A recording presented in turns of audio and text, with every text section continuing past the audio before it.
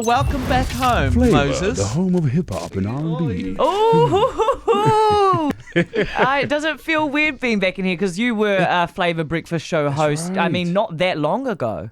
Couple What are we years. talking? A year and a bit? Yeah. Yeah, that's right. Now it's cool. It's like it's coming into your old. It's like coming into your old flat. Yeah. It's almost like you see it on. You're I like, don't know about hey that. guys, Yeah, like like old friends. It's comfortable, but you're pleased to be out. But It is so good to have you here. How have things been? man, it's been crazy. So when I left FLAVA, I basically went on a quest, and I told everyone, I said, I want to record an album.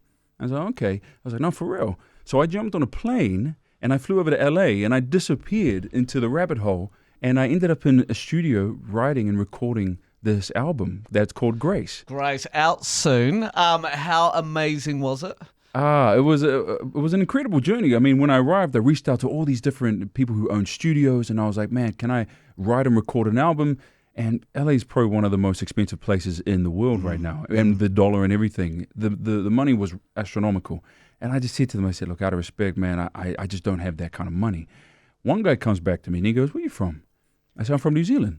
He goes, what are you doing here? I said, I'm on a quest to write and record this album. He goes, I want to meet you. Can you get to the studio? I said, when? He goes, now. I jumped in an Uber, went straight there. Nice. 2 streets over from Hollywood Boulevard. I walk in, there's like this shacky old like house falling apart, but there's this guy standing there.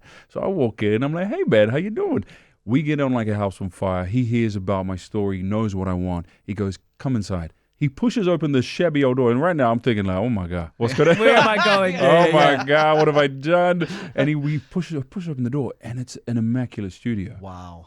Pristine. I walk in, I'm like, damn, this is a you vibe. know what? It means people probably, it's like a secret location. So I You're not walked just going in. to have people showing up. I walked, and that's exactly what LA and Hollywood is all about. And I walked in, and he goes, play me some of your stuff. And I played him some music, Embers of Fire, which is on the album, which people have already heard. I played it with orchestra, and I played it to him, and he was just like, yo, I get your vibe. What do you need? I said, I just need a place to write. And he goes, all right. He gave it to me for like family prices. Family and friend discount. Yeah, it was like that. Wow. And I said to him, I said, man, I appreciate you, man. Like, that's amazing. But who records here? There's like a vibe here. And he goes to me, this is Bruno Mars's old studio. And he goes, Lady Gaga's recorded here. But it's one of those underground places, like only people who know, right? And now you know. And now you know. And now we all know. No, yeah. The address Yeah, is 1, 2, Look for 3 a Fake Street. shabby house with a Yeah. man, looks a bit dodgy standing outside. What an incredible experience. And I guess too that sort of spirit or the wild awe that you would have felt in that in that building would have come through in the album Grace. 100%, because what a lot of people don't realize is that before I was doing Solo Mio, I was writing music. Yeah. I've always been a writer, and I write for the group too. So I write Yeah. for Solo Mio with orchestras and everything, and that's fun. But I've never released an album. This is my first. I've never done it, and I think it's because I never thought my music was good enough. I honestly do. When I was writing when I was 15, 16, I had catalogs of stuff, but it was too scary to put it out. My friends would laugh That's at me. surprising from you, though, to be scared of Really? of creating music. 100%. It's like an innate thing I learned being around you. I just can imagine, like you said, taking that step and not being with Amitai and Pene. Like, that's in itself a huge, I don't know, a shift, you know? It is. There's a whole different level of vulnerability. Yes. When you're telling your story. Yeah. When you're telling other people's story, fine. You know, Light work. Yeah, it's fine. The spotlight's on you, but when the spotlight's on you and your heart your and stories. your vulnerability, Yeah. it's hard. Did any of the, you know how you were saying you're writing like 15, 16 catalogs of stuff? Yeah. Did you ever just like pull up some of the old stuff or that you've, scribbled down before and, I don't know, adapted that and used that as inspiration? Well, funnily enough, one of the songs on the album is called Grace. And it's the name of the album, and there's so much weight and depth behind that because I wrote that song when I was like 17, Wow. 18, and it was amazing, and it was actually written about my grandmother because she basically raised me growing up. A lot of people don't realize is that I was born with hearing deficiencies, and so I couldn't hear properly, and so I was a problem child. I was like, no one wanted to look after me, but it was because I couldn't hear, and so I spent a lot of my time with my nana. And she looked after me up until the moment she got hit with cancer. And she passed away when I was like 10.